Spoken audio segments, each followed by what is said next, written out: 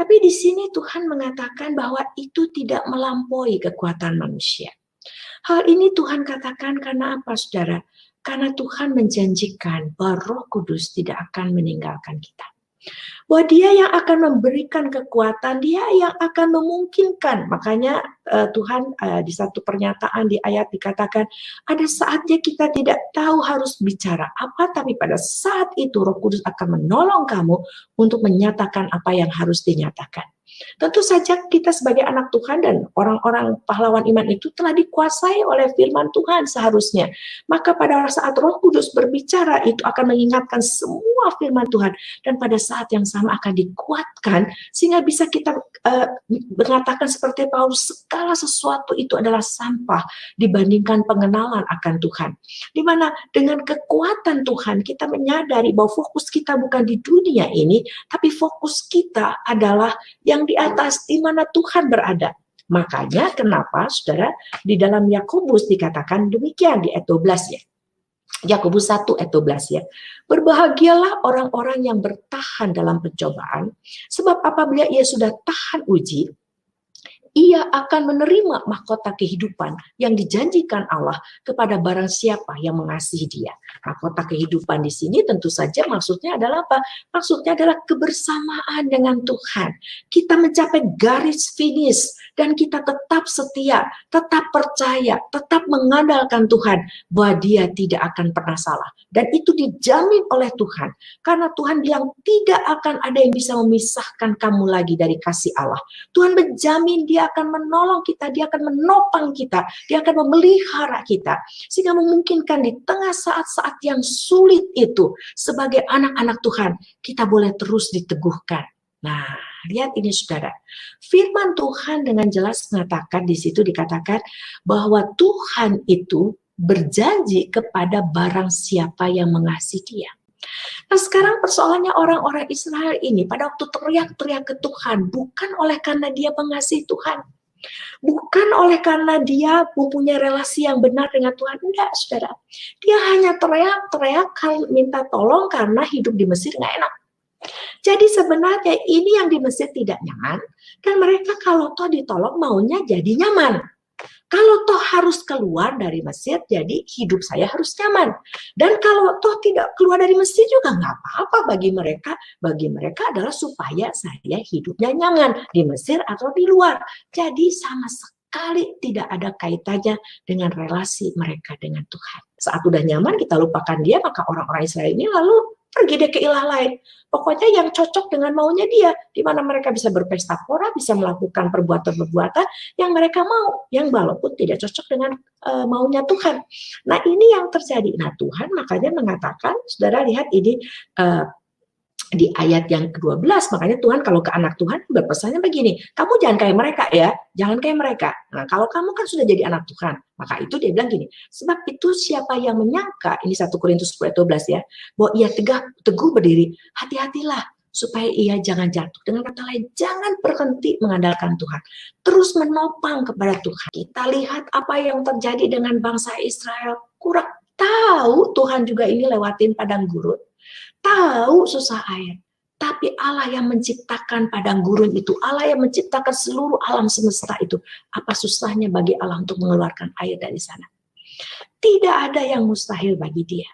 Cuma yang Tuhan fokuskan adalah supaya relasi kita di tengah situasi dan kondisi yang bagaimanapun juga tetap setia pada Tuhan, tetap percaya kepada Tuhan, tetap mengandalkan Dia. Makanya kenapa di sini dikatakan sebab Allah setia. Lihat ini poinnya di situ. Fokusnya adalah di Allah. Pencobaan ini biasa. Artinya apa? Semua yang kita alami, yang bisa kita alami di dalam dunia ini tidak bisa dielakkan. Tidak selalu oke. Ada saatnya semua menjadi tidak oke. Nah, sekarang tapi firman Tuhan mengatakan, percaya sama saya. Allahmu adalah Allah yang setia. Dan Dia tidak akan membiarkan kamu, lihat ini, Tuhan tidak akan membiarkan kamu dicobai melampaui kekuatan. Nah sekarang ini saudara, ini kekuatan ini bukan berbicara tentang lalu kita bagaimana bisa melawan realita kehidupan ini. Kita bisa menghilangkan semua yang tidak enak dalam kehidupan ini. Bukan itu persoalannya. Tetapi di sini pada waktu Tuhan mengatakan bahwa tidak melampaui kekuatan, ini adalah saat, karena begini saudara, tarik menariknya di dalam realita kehidupan ini adalah apakah saya tetap percaya sama Tuhan, apa saya meninggalkan Tuhan. Apa saya tetap setia sama Tuhan atau saya tidak setia sama Tuhan. Nah, ini yang jadi persoalan. Apakah hidup ini tetap adalah tentang Tuhan, terfokus pada Tuhan, atau hidup ini menjadi tentang saya, terfokus pada saya, dan lalu kita melupakan Tuhan. Nah, ini sebenarnya tarik menariknya adalah di sini, saudara.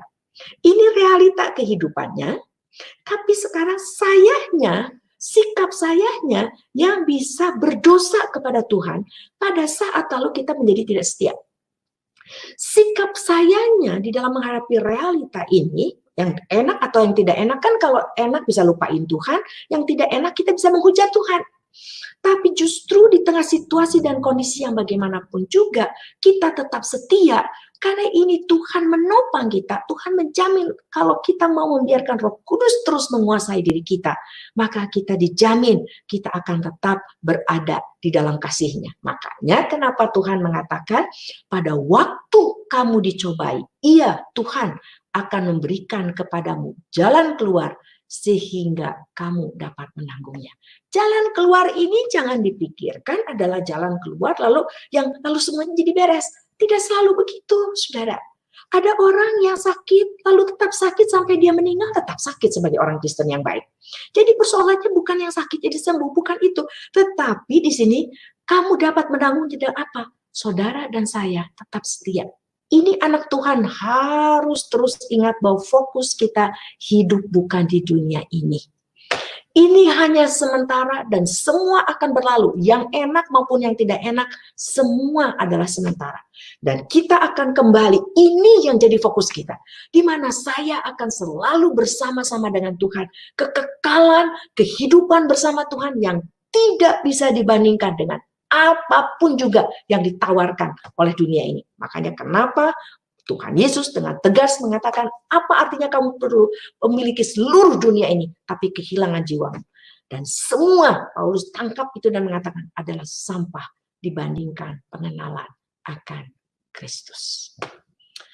Saya tidak tahu apa yang saudara hadapi saat ini, yang enak atau yang tidak enak. Tapi percayalah, Tuhan terus menopang saudara.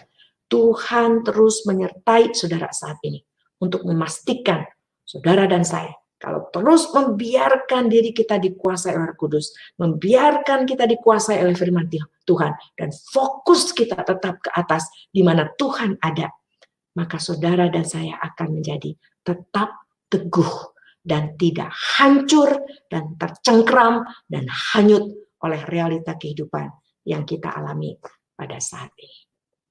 Amin.